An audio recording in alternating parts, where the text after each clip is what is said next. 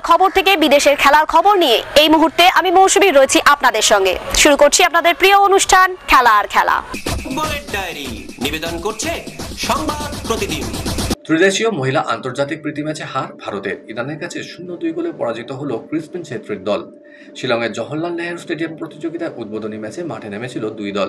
আগামী বছর মার্চে এএফসি মহিলা এশিয়ান কাপে খেলতে নামবে ভারতীয় দল। তার আগে এই টুর্নামেন্টটা ব্লু টাইগার্সদের প্রস্তুতির জন্য বড় সুযোগ ছিল। এমনিতে ইরান কঠিন প্রতিপক্ষ না হলেও ভারতের বিরুদ্ধে জিততে তাদের খুব একটা বেগ পেতে হয়নি। যদিও প্রথমার্ধে বেশ কয়েকটি সহজ গোলের সুযোগ পেয়েছিল ভারত, তবে ফুটবলারদের ব্যর্থতায় কাঙ্ক্ষিত লিড আসেনি। আগামী 27 অক্টোবর নেপালের বিরুদ্ধে প্রতিযোগিতার দ্বিতীয় এবং শেষ ম্যাচ খেলতে নামবে ভারতীয় দল। অবসর ভেঙে সুনীল ছেত্রী আবার আন্তর্জাতিক ফুটবলে ফিরে আসা উচিত হয়নি। এশিয়ান কাপের যোগ্যতা অর্জন পর্বে সিঙ্গাপুরের কাছে ভারত হারার পর এই মন্তব্য করেছেন বাইচুং ভুটিয়া। ভারতীয় দলের প্রাক্তন অধিনায়ক বলছেন, সুনীলের ফুটবল জীবন দারুণ, খুব ভালো বিদায় সংবর্ধনাও পেয়েছিল, কিন্তু অবসর ভেঙে ওর ফিরে আসার সিদ্ধান্তটা ভুল ছিল। ওর জন্য ভুল, ভারতীয় ফুটবলের জন্য ভুল। আমি এটা আগেও বলেছি। সুনীলের পাশাপাশি ভারতীয় দলের গোলরক্ষক গুরপ্রীত সিং সান্ধুরও এবার অবসর নেওয়া উচিত বলে মনে করেন বাইচুং ভুটিয়া। তিনি বলেন, সুনীলের মতো গুরপ্রীতেরও এবার খেলা ছেড়ে দেওয়া উচিত। ওরা ভারতীয় ফুটবলকে অনেক কিছু দিয়েছে, কিন্তু এবার পরবর্তী প্রজন্মের জন্য জায়গা ছেড়ে দেওয়া উচিত। ভারতীয় দল অস্ট্রেলিয়ার বিপক্ষে ওডিআই সিরিজের প্রথম ম্যাচে লজ্জাজনক হারের সম্মুখীন হয়ে বড় ধাক্কা খেয়েছে। ভারতীয় দলের টপ অর্ডার দলকে প্রথম ইনিংসে চাপের মুখে ফেলে দিয়েছিল। দ্বিতীয় ইনিংসে বোলিং আক্রমণ সেইভাবে প্রভাব ফেলতে পারেনি, ফলে গৌতম গম্ভীরের একাধিক সিদ্ধান্ত বর্তমানে সমালোচনার মুখে পড়েছে। সাম্প্রতিক সময় দুরন্ত ফর্মে থাকার পরও কুলদীপ যাদব একাদশে প্রথম জায়গায় স্থান পাননি। এবার এই বিষয়ে রবিচন্দ্রন অশ্বিনের বিস্ফোরক মন্তব্য, আমি বুঝতে পারছি না কেন নীতিশ কুমার রেড্ডির সঙ্গে দুজন স্পিনারকে রাখা হয়েছে। ওয়াশিংটন সুন্দর এবং অক্ষর প্যাটেল ব্যাটিং করতে পারেন, কিন্তু বোলিং বিভাগের ক্ষেত্রে গুরুত্ব দেওয়া উচিত ছিল। এত বড় মাঠে যদি কুলদীপ যাদবকে বোলিং করার স্বাধীনতা না দেওয়া হয়, তাহলে সে কোথায় পাবে? ওভার স্পিনের মাধ্যমে সে অতিরিক্ত বাউন্সও পেতে পারত। বাদ দেওয়া ঠিক হয়নি। প্রথমে আশঙ্কা করা হয়েছিল ভারত এই টিমের ডাক পাবেন বলে। ইডেনে গুজরাটের বিরুদ্ধে আসন্ন রঞ্জি ম্যাচে অধিনায়ক অভিমন্যু ঈশ্বরন এবং টিমের অন্যতম পেসার সেরা আকাশদীপকে হয়তো পাবে না বাংলা। ভারত এই দলে ঘোষণা হয়েছে।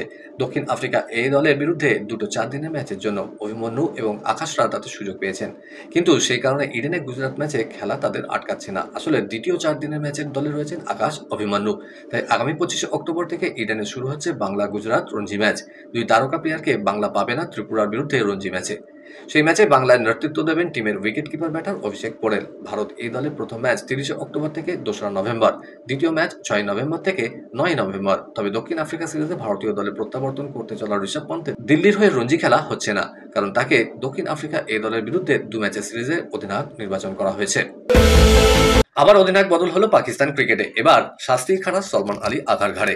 গত মাসে এশিয়া কাপে ভারতের কাছে 3টি ম্যাচে হেরেছে পাকিস্তান। অধিনায়ক হিসেবে সেই দায় গিয়ে পড়েছে সলমানের ঘাড়ে, তাই শাস্তি পেতে পারেন তিনি। অধিনায়কত্ব যেতে পারে তার। এতদিন সলমানের পাশেই ছিল বোর্ড, কিন্তু ধীরে ধীরে তার উপর থেকে আস্থা সরছে। এশিয়া কাপের পর পাকিস্তান অনেক প্রাক্তন ক্রিকেটার আঙুল তুলেছিলেন সলমানের দিকে। তাদের দাবি, অধিনায়ক কেন, ক্রিকেটার হিসেবেও পাকিস্তানের টি-20 দলে খেলার যোগ্যতা নেই এই সলমানের। এই সমালোচনার মুখে সলমানকে সরিয়ে দিতে পারে পাকিস্তান ক্রিকেট বোর্ড।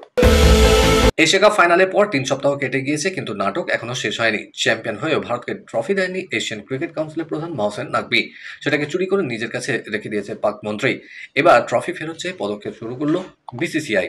নাকভি শর্ত দিয়েছেন, ভারতকে ট্রফি নিতে হবে তার হাত থেকেই, সেটাও ঘটা করে অনুষ্ঠান করে। এই প্রস্তাবে যে বিসিসিআই রাজি হয়নি। ভরা মঞ্চে যেখানে পাক মন্ত্রী থেকে পুরস্কার নিতে রাজি হয়নি, সেখানে বিশেষ অনুষ্ঠান তো প্রশ্নই ওঠে না। আইসিসি প্রকাশিত মহিলাদের একদিনে আন্তর্জাতিক ব্যাটারদের র্যাঙ্কিং শীর্ষে রইলেন শ্রুতি মান্ধানা। 83 পয়েন্টের পেছনে 2-এ আছেন ইংল্যান্ডের ন্যাট স্কিপার ব্র্যান্ড, 3-এ আছেন অস্ট্রেলিয়ার আলী জাহিরি। বোলিং বিভাগে 3-এ আছেন ভারতীয় off spinner Deepti Sharma. Australia সফরের জন্য ভারতের ওয়ানডে ও টি-20 দল ঘোষণার পর থেকে জোর গুঞ্জন চলছে, এই সফরে কি রোহিত শর্মা এবং বিরাট কোহলির আন্তর্জাতিক ক্রিকেটের শেষ অধ্যায়? ইতিমধ্যে 2027 বিশ্বকাপের পরিকল্পনায় এই দুই অভিজ্ঞ ক্রিকেটারের জায়গা নিয়ে সংশয় তৈরি হয়েছে। পাশাপাশি রোহিতকে ওয়ানডে অধিনায়কত্ব থেকে সরিয়ে দেওয়া হয়েছে, যা নিয়ে জল্পনা আরও বাড়ছে। এই পরিস্থিতিতে বিসিসিআইয়ের সহসভাপতি রাজীব শুক্লা স্পষ্ট করে জানিয়ে দিয়েছেন, এই দুই ক্রিকেটারের অবসরের ব্যাপারে কোনো সিদ্ধান্ত বোর্ডের নয়, বরং তা খেলোয়াড়দের নিজস্ব ব্যাপার। খেলার আরো খবর রয়েছে, কিন্তু এখন সময় একটা ছোট্ট ব্রেকের। ফিরছি ব্রেকের পর, সঙ্গে থাকুন।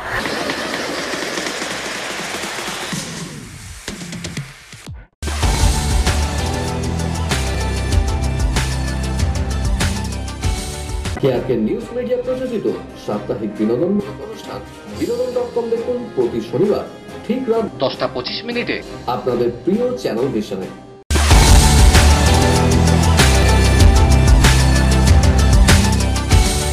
ব্রেকের পর আমি আমি আবার হাজির খেলা আর খেলাতে। বিদেশের ডায়েরি। ম্যানচেস্টার সিটি 2-0 গোলে জিতল ভিয়ারিয়াল এর বিরুদ্ধে। গোল করলেন আর্লিং হালান্ড ও বার্নার্ডো সিলভা। ক্লাবের হয়ে একাধিক প্রতিযোগিতা ও দেশের হয়ে টানা 11 ম্যাচে গোল করলেন নরওয়ে স্ট্রাইকার। আগে এই রেকর্ড ছিল শুধুমাত্র ক্রিস্টিয়ানো রোনাল্ডোর নামে। আর একটা ম্যাচে গোলের তাণ্ডব চালালো পিএসজিও। গতবারের চ্যাম্পিয়ন দল লেভারকুসেনের বিরুদ্ধে জিতল 7-2 গোলে। দুই দলের একজন করে ডিফেন্ডার লাল কার্ড দেখেন। 10 জনের ম্যাচে ফ্রান্সের ক্লাবের হয়ে গোল করেন উইলিয়াম পকো, দেজিয়ে দুয়ে দুটি, খিভিচা কাভারাস্কায়া, নুনো মেন্ডেজ, উসমান দেম্বেলে এবং ফিতিনা। ঘরে মাঠে অ্যাটলেটিকো মাদ্রিদের বিরুদ্ধে 4-0 গোলে জিতল আর্সেনালও। আশা করা হয়েছিল এই ম্যাচে যথেষ্ট লড়াই হবে, কিন্তু দ্বিতীয়ার্ধে গোলের মালা পড়ালো ইংল্যান্ডের ক্লাব। গোল করেন গ্যাব্রিয়েল মার্টিনেলি এবং গিয়ারকেরেস। ইন্টার মিলান ইউনিয়ন সেন্ট গিলোইজের বিরুদ্ধে জিতল 4-0 গোলে। ডর্টমুন্ড 4-2 গোলে হারালো কোপেনহেগেনকে। নিউক্যাসল ইউনাইটেড বেনফিকার বিরুদ্ধে জিতল 3-0 গোলে। চ্যাম্পিয়ন্স লিগে দুরন্ত জয় পেল বার্সেলোনা। অলিম্পিয়াকোসকে হারালো 6-1 গোলে। হ্যাট্রিক করলেন ফার্মিন লোপেজ। জোড়া গোল মার্কাস রাশফোর্ডের, একটি গোল লামিনে ইয়ামালের। অলিম্পিয়াকোসের হয়ে একমাত্র গোল আইয়ুব এল কাবিরের। অন্যদিকে চ্যাম্পিয়ন্স লিগে একই সময় খেলা রয়েছে প্রিমিয়ার লিগের দুটি দল লিভারপুল এবং চেলসিরও। লিভারপুল এবারের লিগে একেবারেই ছন্দে নেই। পয়েন্ট টেবিলে অনেকটাই নিচের দিকে আছে প্রিমিয়ার লিগের এই দল। চেলসি আছে ঠিক তারপরেই। আজ তৃতীয় রাউন্ডের ম্যাচে তাদের লক্ষ্য থাকবে জিতে টেবিলের ওপরের দিকে উঠে আসা। লিভারপুলের খেলা রয়েছে ফ্রাঙ্কফুর্টের বিরুদ্ধে, আর চেলসি মাঠে নামবে আয়াক্স আমস্টারডামের বিরুদ্ধে।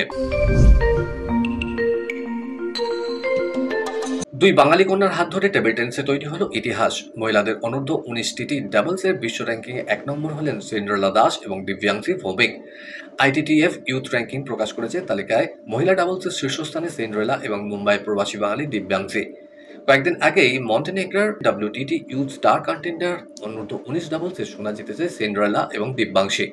তারপরেই বিশ্ব র্যাঙ্কিংয়ে শীর্ষে পৌঁছানো নিশ্চিত হয়ে গেছিল এই বাঙালি জুটির। মে মাসে ব্যাংককে WTT ইউথ স্টার কন্টেন্ডারে অনূর্ধ্ব 19 ডাবলসে রূপ পেয়েছিল সিন্ড্রেলা এবং দিব্যাংশী। গত বছরের নভেম্বরে ওয়ার্ল্ড ইউথ চ্যাম্পিয়নশিপে অনূর্ধ্ব 15 বিভাগে কোয়ার্টার ফাইনালে উঠেছিল তারা। ধারাবাহিক সাফল্যের নিরিখে বিশ্ব র্যাঙ্কিংয়ে শীর্ষে উঠল সিন্ড্রেলা এবং দিব্যাংশী। লিসবন টেনিস ক্লাবে মুখোমুখি দুই কিংবদন্তি, বিশ্ব ফুটবলের অন্যতম মহাতারকা ক্রিস্টিয়ানো রোনাল্ডো এবং টেনিস দুনিয়া সর্বকালের অন্যতম সেরা সার্বিয়ান কিংবদন্তি নোভাক জোকোভিচ। সম্প্রতি পর্তুগালে এসেছেন জোকোভিচ। তারই মাঝে পর্তুগালের ফুটবল কিংবদন্তির সঙ্গে সাক্ষাৎও সেরে নিয়েছেন 24টি গ্র্যান্ড স্ল্যামের মালিক। রোনাল্ডো যেমন 40ও দাপিয়ে খেলছেন, তেমনি 38 বছরের জোকোভিচও ছুটে চলেছেন 25তম গ্র্যান্ড স্ল্যামের লক্ষ্যে। দুই মহাতারকার সাক্ষাতে কি কথা হয়েছে তা বিস্তারিত অবশ্য জানা যায়নি, তবে দুজনেই পরস্পরকে উপহার দিয়েছেন। রোনাল্ডো দিয়েছেন তার সই করা আল নাসেরের বিখ্যাত 7 নম্বর জার্সি, আর জোকোভিচ দিলেন তার স্বাক্ষরিত র্যাকেট এবং জার্সি। লিখে দিলেন রোনাল্ডোর বহু চর্চিত সেলিব্রেশন সিইও। মাত্র 29 বছর বয়সে প্রয়াত হলেন মার্কিন দাবাড়ু ড্যানিয়েল নারোদিতস্কি। শোকার্ত ভিজি প্রোগ্রারা। অতিরিক্ত মাদক সেবনে কি বিখ্যাত দাবাড়ু চরম পরিণতি? যুব বিশ্ব চ্যাম্পিয়ন গ্র্যান্ডমাস্টার মার্কিন দাবাড়ুর মৃত্যুর খবরে শোকস্তব্ধ দাবার দুনিয়া। বিশ্বনাথন আনন্দ, রমেশবাবু প্রজ্ঞানন্দের মতো ভারতীয় দাবাড়ুরাও শোক প্রকাশ করেছেন ড্যানিয়েলের মৃত্যুর খবরে। তবে ড্যানিয়েলের সতীর্থ রুশ দাবাড়ু ভ্লাদিমির ক্রামনিকের দাবি অতিরিক্ত মাদক সেবনের জেরেই মৃত্যু হয়েছে তার। ফ্রেঞ্চ ওপেন ব্যাডমিন্টনে পুরুষদের সিঙ্গলসের প্রথম রাউন্ডে হেরেছেন লক্ষ্য সেন। প্যারিসে তাকে 21-7-21 পয়েন্টে হারান আয়ারল্যান্ডের এনহাত এনগুয়েন। গত সপ্তাহ ডেনমার্ক ওপেনে এনহাতকেই হারিয়েছিলেন লক্ষ্য। এদিন একেবারেই ছন্দে ছিলেন না তিনি। কলকাতার ডায়েরি। সুপার কাপে মোহামেডানে খেলা নিয়ে ডামাডোল তৈরি হয়েছিল, তার উপর ইনভেস্টর নিয়ে টানাপোড়েন তো চলছেই। তার মধ্যেই মোহামেডান স্পোর্টিংকে নিয়ে বিস্ফোরক মন্তব্য করে বসলেন আইএসএফ নেতা নওশাদ সিদ্দিকী। তিনি বলেছেন, ইস্টবেঙ্গল মোহনবাগানের পাশে মুখ্যমন্ত্রী যেভাবে দাঁড়িয়েছিলেন সেইভাবে মোহামেডানের পাশে দাঁড়াননি। মোহামেডান স্পোর্টিংকে ছাগলের 3 নম্বর বাচ্চার মতো ট্রিট করা হচ্ছে। তিনি দাবি করেন, যদি তাকে দায়িত্ব দেওয়া হয় তিনি মোহামেডানের ইনভেস্টরের ব্যবস্থা করবেন। শুধু তাই নয়, কিছুদিন আগে মোহনবাগান সমর্থকদের উপর যে পুলিশের হামলা ঘটে তার সঙ্গেও রাজনীতির যোগ রয়েছে বলে দাবি করেছেন তিনি। বলেছেন, কিছুদিন আগে দর্শকদের পুলিশ দিয়ে পেটানো হয়েছে, কখনো ইস্টবেঙ্গলের সঙ্গে নোংরামি হয়েছে। সুপার কাপে ইস্টবেঙ্গল অভিযান শুরু করছে আগামী 25শে অক্টোবর টেম্পোর বিরুদ্ধে ম্যাচ দিয়ে। এই গুরুত্বপূর্ণ টুর্নামেন্টের আগে দলের হেড কোচ অস্কার ব্রুজোর সঙ্গে সন্দীপ নন্দীর ঝামেলা এখন খবরের শিরোনামে। সন্দীপের অভিযোগ, ব্রুজো তাকে সবার সামনে অপমান করেছেন, যে কারণে তিনি সঙ্গে সঙ্গে পদত্যাগ করে গোয়া থেকে ফিরে এসেছেন। সন্দীপের সাফ দাবি, সম্মান হারিয়ে কাজ করা যায় না। এই অপমান আমাকে করা মানে আমার দেশের ফুটবলকে অপমান করা, এটা মেনে নেওয়া কঠিন। আমি এই নিয়ে অবশ্যই চিঠি দেবো ইস্টবেঙ্গলের management, all India football federation এবং ইন্ডিয়ান ফুটবল অ্যাসোসিয়েশন এবং ফুটবল প্লেয়ার্স অ্যাসোসিয়েশনকে। তবে আপাতত চাই ইস্টবেঙ্গল ভালো খেলে সুপার কাপ জিতুক, তারপর যা করার করবো। আমি চাই না সুপার কাপ থেকে ফোকাস সরে যাক দলের প্লেয়ারদের। আজকের মতো এই পর্যন্তই। আগামীকাল আপনাদের সঙ্গে আবার দেখা হবে ঠিক এই সময় এই চ্যানেলে। বাই।